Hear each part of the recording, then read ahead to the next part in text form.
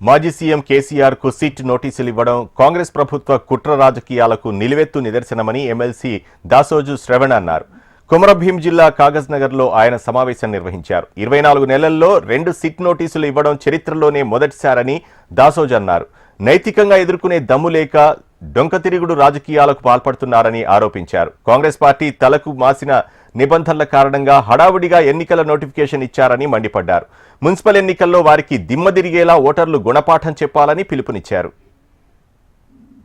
ఎక్కడో అధమంగా ఉన్నటువంటి ఒక తెలంగాణను ఒక అభివృద్ధి పథంలో పెట్టి దేశానికే తలమానికంగా నిలబెట్టినటువంటి ఒక మహానుభావుడు తెలంగాణ జాతిపిత కేసీఆర్ గారిని ఇవాళ రేవంత్ రెడ్డి అనేటువంటి ఒక ముష్కరుడు ముఖ్యమంత్రి కుర్చీపై కూర్చొని గాదె కింద పందికొక్కు లెక్క గత 2 సంవత్సరాలుగా విచ్చలవిడిగా దోపిడీకి పాల్పడుతూ ఇవాళ అక్రమ కేసులు అంటూ ఆయనను అదిరించాలా బెదిరించాలా అని చెప్పని రేవంత్ రెడ్డి ఇవాళ ప్రయత్నిస్తూ ఒక నోటీస్ జారీ చేయడం. ఇది దుర్దినం. It's black day.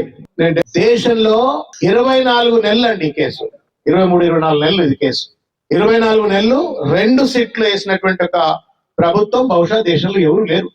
కేవలం కుట్రపూరితంగా కుతంత్రపూరితంగా ఒక కక్ష సాధింపు చర్యతోటి ఇంతకుముందు ప్రవీణ్ కుమార్ గారు చెప్పినట్లుగా తాను జైలుకు పోయింది కాబట్టి తా చెట్ట కోతి వనమెల్లా తెచ్చాయని చెప్పని, నేను చెడిపోయినా కాబట్టి అందరూ కూడా చెడిపోయినట్టుగా ప్రజలు అనుకోవాలని చెప్పని బట్టగాల్చి మీద వేసిన మున్సిపల్ ఎన్నికల్లో ప్రజలను తప్పుదో పట్టించేందుకు ఇంతకుముందు పెద్దలు కొనప